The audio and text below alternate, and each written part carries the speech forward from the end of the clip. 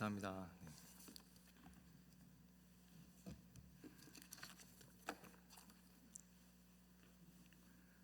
제가 설교 전에 항상 하는 게 있습니다. 할렐루야인데 한번 할렐루야 하겠습니다. 할렐루야. 네, 할렐루야. 예. 오늘 3부 예배 또 주님께 예배 나오러 오신 성도님들 환영합니다. 몇 달 전 목사님께서 강조사 인어 받으면 3부 설교 한번 하라고 말씀하셨는데 시간이 이렇게 빨리 올 줄 몰랐습니다. 네. 예, 이제 인어를 받게 돼서 제가 오늘 이 자리에 서게 됐는데 기도 많이 해주시고요. 부족하지만 또 하나님의 크신 은혜 있으시길 소망합니다. 네. 제가 3부 설교를 이제 준비하면서 어떤 말씀으로 전할까 참 고민도 많이 하고 기도를 많이 했었는데 하나님께서 가장 중요하다고 생각하는 것을 전하라라는 그 마음을 주셔서 제가 오늘 갈라디아서 2장 20절의 말씀을 준비했습니다. 이 말씀은 너무나 중요하죠. 네, 이 말씀을 암송하고 계신 분도 많이 계실 겁니다. 그리고 이 말씀으로 예수님을 만나신 분들도 많이 계실 거예요. 저도 이 말씀으로 예수님을 만났고 제 아내도 예수님을 만났습니다. 또 많은 분들이 예수님 만나신 걸로 제가 알고 있습니다. 너무나 중요한 복음이 담겨져 있는 이 구절인데 사실 또 이게 제일 안 지켜지는 게 또 갈라디아서 2장 20절의 말씀입니다. 여튼 저는 이 갈라디아서 2장 20절의 말씀을 신앙의 엑기스라고 부를 수 있을 것 같아요. 그리고 또 신앙의 기본기라고 정의하고 있습니다. 그 이유를 차차 알아보도록 하겠는데요. 제가 복음뉴스에서 한 기사를 본 게 있습니다. 프로 운동 선수들이 항상 성적이 좋은 게 아니다라는 그런 기사였어요. 프로야구에서도 2년차 징크스라는 말이 있을 정도로 2년차 징크스란 당해 1년은 잘했는데 다음 1년은 이제 그 성적을 저조한 것을 말합니다. 선수들도 왜 이러지 할 정도로 되게 경기가 잘 안 풀리는 그런 경우가 많이 있다고 합니다. 이런 걸 소위 슬럼프라고 하는데 이 슬럼프는 운동선수뿐만 아니라 일반인, 직장인, 학생에게도 다 온다고 합니다.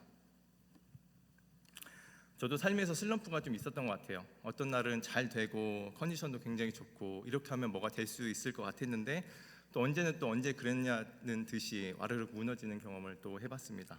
저뿐만 아니라 여러분들도 많이 해보셨을 거라 생각을 합니다.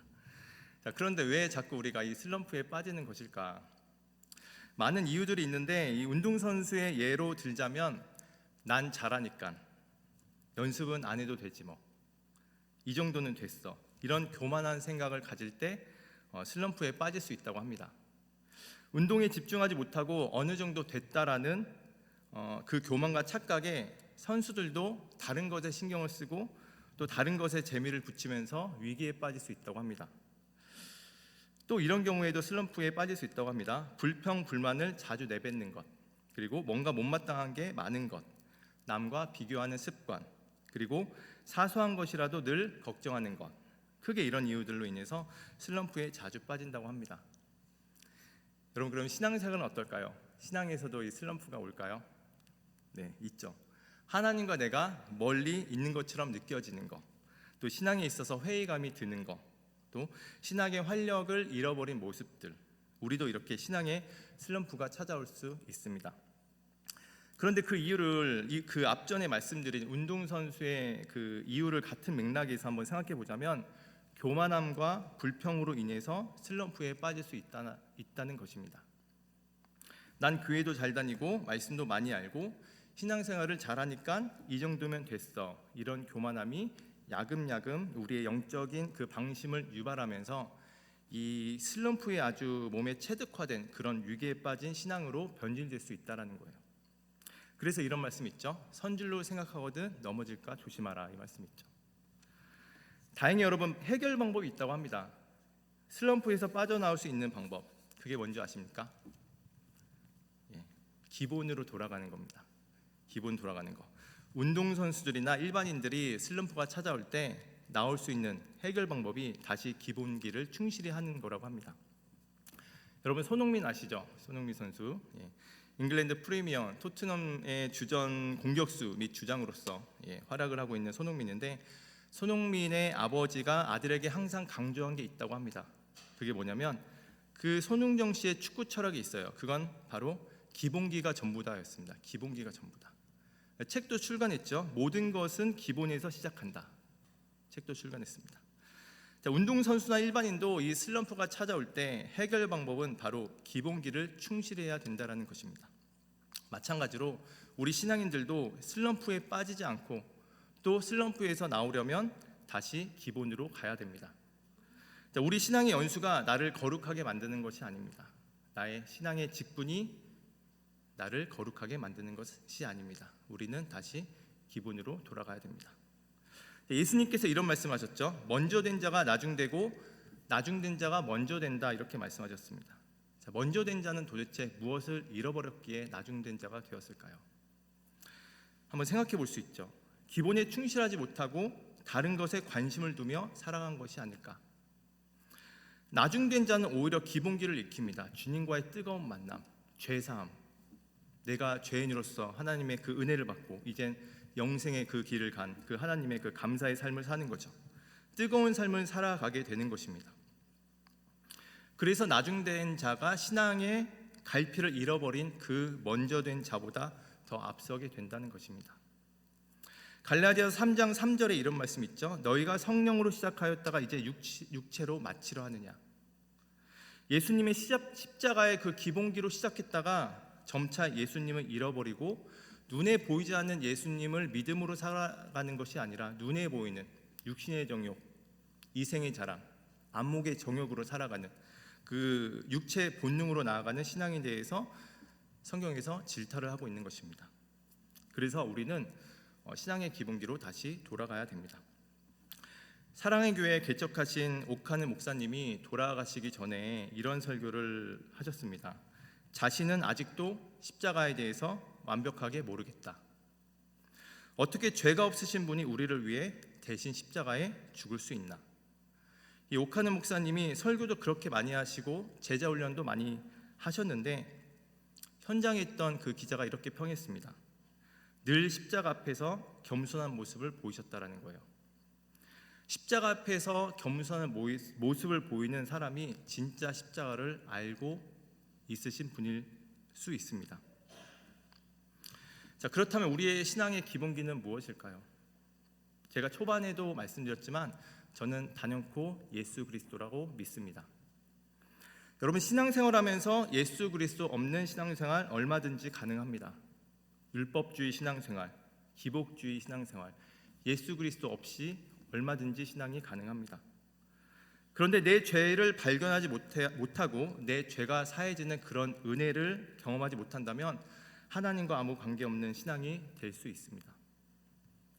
유대인들 보십시오. 암송도 그렇게 많이 하고 성경도 많이 하고 기도도 하루에 3번씩 하는데 하나님께서 그들을 인정하지 않습니다. 그들에겐 하나님께 나아갈 수 있는 브릿지가 없습니다. 우리 죄인이 하나님과 너무나 멉니다. 하나님께 나아가기가. 여러분, 무의도 혹시 가보셨습니까? 인천의 섬들. 인천의 섬들을 보면 요즘에 다리를 다 만들어 놨더라고요. 그 브릿지. 얼마든지 차로, 이제 배를 안 타고 차로 갈 수 있게 해놨습니다. 그런데 저기 남부 지방에 있는 여수나 부산이나 이런 데에서 제주도까지 다리를 놓을 수 있을까요? 너무나 멉니다. 다리를 놓기가. 그러니까 우리와 하나님의 관계가 그만큼 멉니다.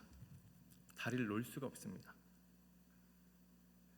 그런데 예수님께서 우리를 죄를 위해서 십자가에 못 박혀 돌아가심으로 그 다리 역할을 해주셨습니다. 제주도보다 훨씬 그 먼 그 거리를 예수님께서 단번에 죽으심으로 그 다리를 놔주셨어요. 그런데 유대인들은 자신의 신앙의 열심으로 다리 없이 하나님께 나아갈 수 있다고 생각했던 것입니다. 그래서 그들의 신앙생활을 따라갈 수 있는 사람이 없습니다. 그렇게 열심히 합니다. 근데 그들은 예수님을 받아들이지 않습니다. 그들이 그렇게 신앙생활을 열심히 하는데 근데 여러분, 그 죄는 어떻게 할까요? 그 죄, 유대인들이 갖고 있는 그 죄, 그 죄 해결을 위해서는 예수 그리스도가 필요한데 그들은 예수님을 받아들이지 않습니다. 십자가를 불쌍하게 본 거예요. 그래서 예수님께서 말씀하셨죠. 내가 곧 길이요 진리요 생명이니 나로 말미암지 않고는 아버지께 갈 자가 없느니라라고 말씀하셨습니다. 우리는 예수님을 믿음으로 하나님께 나아갈 수 있는 것입니다. 그분이 우리의 브릿지 역할을 해주신 겁니다. 그래서 여러분, 우리가 신앙생활에 있어서 예수 그리스도 그분을 꽉 붙잡고 나아가셔야 됩니다. 주님을 꽉 붙잡고 나아가는 그 구절이, 그 기본기가 가장 잘 거쳐진 그 말씀이 갈라디아서 2장 20절 말씀이라고 제가 단연코 말씀드릴 수 있을 것 같아요. 이 말씀을 좀 하나씩 좀 보도록 하겠습니다. 자, 내가 그리스도와 함께 십자가에 못 박혔나니, 먼저 이 말씀을 보고자 하는데, 여러분 손을 한번 보십시오. 여러분의 믿음의 눈으로 지금 나는 못이 박혀 있습니까? 아니면 한때 못이 박혔었습니까? 아니면 지금 다 아무셨습니까? 십자가에 못 박혔다, 우리말의 시제로는 정확하지 않습니다. 근데 이 말을 영어 성경을 좀 보자면, 십자가에 못 박혔다라는 그 영어 NIV 영어 사전을 보자면 그 시제가 현재 완료로 써 있어요. have pp. 영어 공부를 좀 하신 분들은 아시겠지만 have pp는 과거에서부터 시작해서 지금까지 이어지는 것입니다. 한때 끊긴 게 아니라 지금까지 이어졌어요. 예수님께서 십자가에 못 박혀서 2000년 전에 돌아가신 그 사건이 지금까지 유효한 겁니다. 그 사건이. 여러분, 그래서 그리스도인은 이 십자가의 영향하에 계속 살아있는 존재입니다. 예수님께서 우리들의 모든 죄를 2000년 전에 다 예수님께서 치르셨습니다. 그 은혜를 지금까지 우리가 받고 있습니다. have pp, 현재 완료. 근데 우리가 이렇게 질문할 수 있죠. 아니, 예수님께서 2000년 전에 십자가에 못 박힌 사건이, 난 그때 태어나지도 않았는데 어떻게 그 일이 지금까지 유효하다는 말입니까? 라고 질문할 수 있어요. 근데 제가 그 YTN에서 이런 기사가 있었습니다. 아기를 낳으면 대학 때까지 책임지겠다고 적극적으로 나선 자치단체가 있었다고 해요. 화천군이라는 그 강원도 최북단에 위치한 곳인데, 거기서 독특한 돌봄 교육 정책을 시도했다라는 기사가 있었습니다. 화천군은 인구가 2만 3천 명밖에 되지 않은 그 아주 강원도의 작은 도시라고 하는데, 이 화천군에서 중고등학생들에게 무료로 서울 유명 학원 출신 강사들이 즐비한 강의를 들을 수 있게 한다고 합니다. 그리고 부모가 화천에 3년 이상 거주 중이라면 국립대든 사립대든 자녀 대학 등록금 전액을 다 지원된다라는 기사였어요.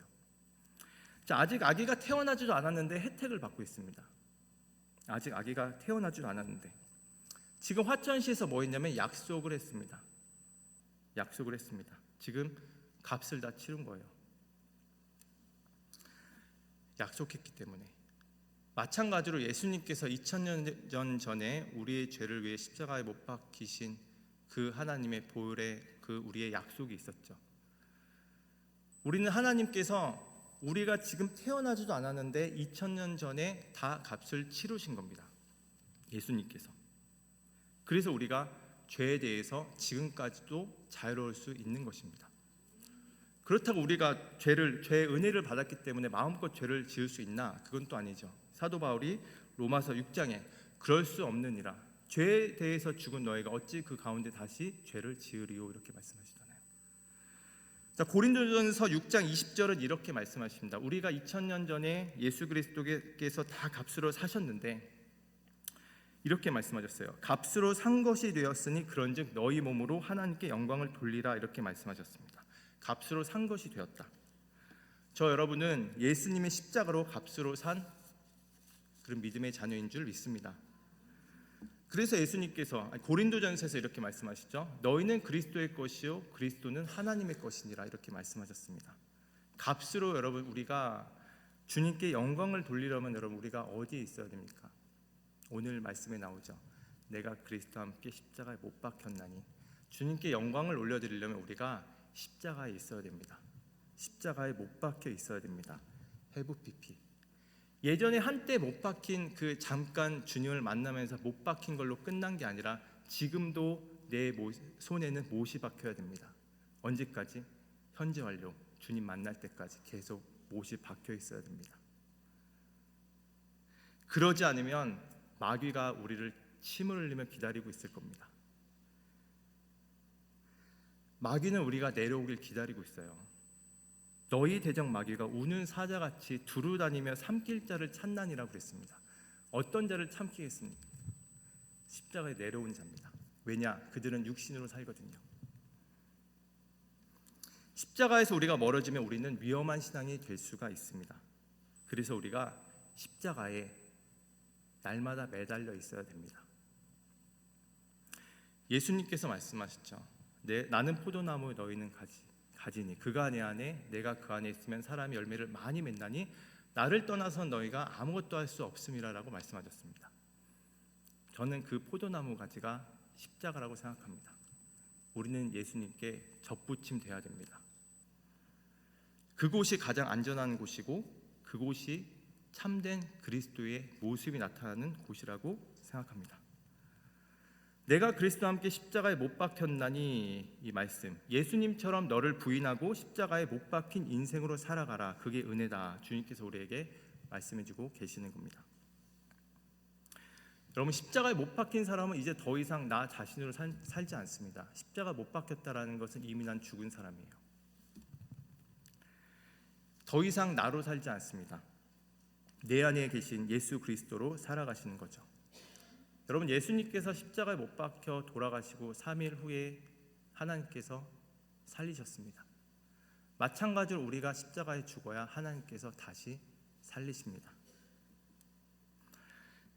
여러분도 아시겠지만 우리가 세례를 받았을 때 이미 다 죽은 사람입니다. 우리가 떡을 먹고 포도잔을 우리가 마셨다면 우리는 모두 이미 죽은 사람입니다. 로마서 6장에서 주님께서 이렇게 말씀하셨죠. 우리가 세례를 받을 때 그리스도와 연합하여 죽은 자다, 이렇게 말씀하셨습니다. 우리는 사실 이미 다 죽은 자입니다. 우리는 다 장례를 한 번씩 다 치른 사람들입니다. 우리는 이제 그리스도와 함께 십자가 못 박고 하나님의 그 은혜로 살아가는 것입니다.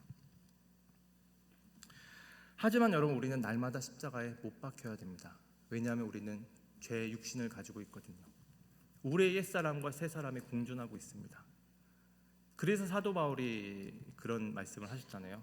내가 단연코 자랑할 게 있는데 나는 날마다 죽노라라고 하잖아요. 우리는 날마다 죽어야 됩니다. 날마다 죽어야 됩니다. 우리는 보통 그러지 않습니까? 오늘보다, 어제보다 나은 오늘, 작년보다 나은 올해, 뭔가 개선된 우리의 모습을 보면서 칭찬도 하고 뿌듯해도 하고 또 그런 개선된 모습으로 살아가는 게 맞다라고 생각을 합니다. 근데 사실 하나님은 그 차원을 뛰어넘습니다. 우린 여러분 보통 그렇지 않습니까? 그냥 예전에 내가 하나님 믿기 전에, 예수님 믿기 전에 너 나 만났으면 나 큰일 났어. 지금 정말 감사한 줄 알아. 눈 몇 번 흘려보는 거 감사하게 생각해라고 할 수 있지만 사실 예수님은 그 차원을 뛰어넘어요. 오늘 말씀에 내 안에 계신 예수 그리스도로 살라는 거예요. 너의 개선된 모습과 작년보다 더 나은 모습으로 살아가는 게 아니라 하나님 그 한 차원 더 높은 오늘도 나의 모습으로 살아가라는 것입니다. 예수 그리스도의 모습으로. 너의 의와 너의 평가로 살아가지 말아라. 너희 안에 계신 예수 그리스도로 살라, 이렇게 말씀하신 겁니다. 여러분, 우리가 날마다 죽으려면 여러분 우리가 어떻게 해야 될까요? 날마다 십자가 못 박혀 우리가 죽으려면 그 다음 구절에 그런 말씀 있죠. 이제 내가 육체 가운데 사는 것은 나를 사랑하사 나를 위하여 자기 자신을 버리신 하나님의 아들을 믿는 믿음 안에서 사는 것이라. 여러분, 죽는 것도 사실 우리 스스로 우리의 힘으로 되지 않습니다. 내 의지로 되지 않습니다. 내 의지로 죽으면 누가 푹 찌르면 바로 화들짝 놀라고 튀어나와요. 우리는 내 의로 죽을 수 없습니다. 사실 그 죽음이 진짜 죽음이 아닐 수 있습니다. 우리의 죽음은 믿음 안에서 죽어야 됩니다. 우리가 죽는 것도 하나님께서 은혜 주시지 않으면 죽을 수 없습니다. 그래서 우리가 날마다 하나님께 은혜로 믿음으로 죽는 것도 구해야 됩니다. 제가 새벽마다 기도하는 게 있어요. 그게 뭐냐면 하나님, 오늘 저를 죽여주십시오. 제가 죽고 그리스도를 살게 하여 주시옵소서. 매일 기도. 그냥 부족합니다. 그렇다고 제가 하루 종일 그리스도로 사는 건 아니에요. 목사님도 보시면 아시겠지만 제가 항상 그리스도의 모습을 살진 않지만 중요한 건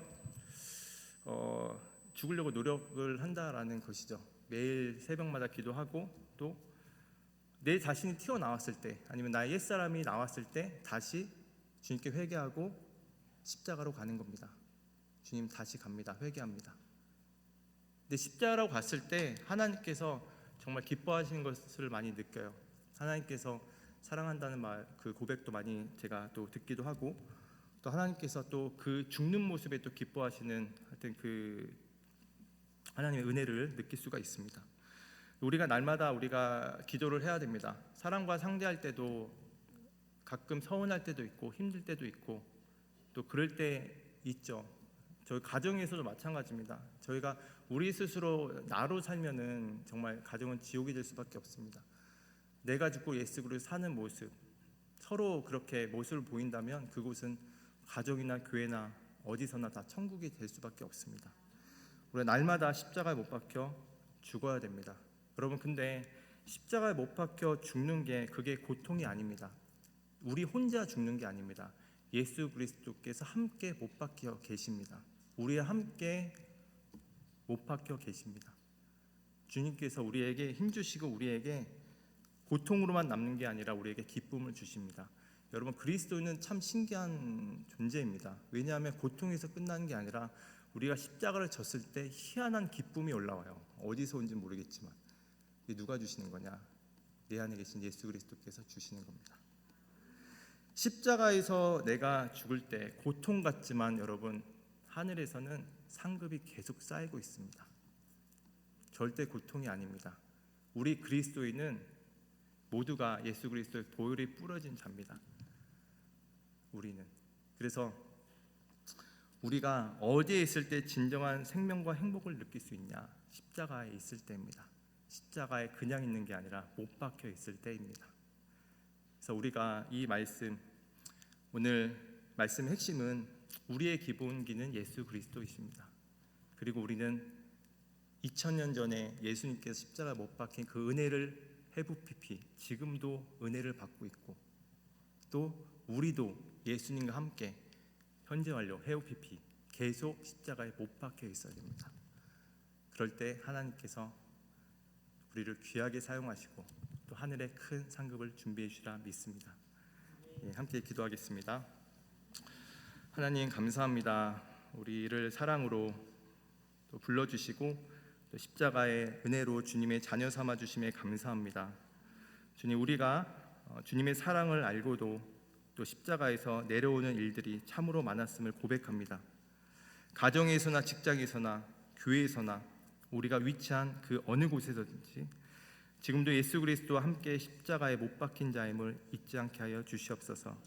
십자가의 죽음은 고통이 아니라 상급이요 하나님의 큰 은혜가 있는 곳임을 우리가 잊지 않게 하시고, 어떠한 유혹에서도 십자가에서 내려오지 않는 믿음의 사람 다 되게 하여 주시옵소서. 우리의 욕심과 우리의 옛사람을 날마다 십자가에 못 박혀 죽게 하여 주셔서 사도 바울처럼 나는 날마다 죽노라 자랑하는 우리 모두가 되게 하여 주시옵소서. 감사드리며 예수님의 이름으로 기도드립니다. 아멘.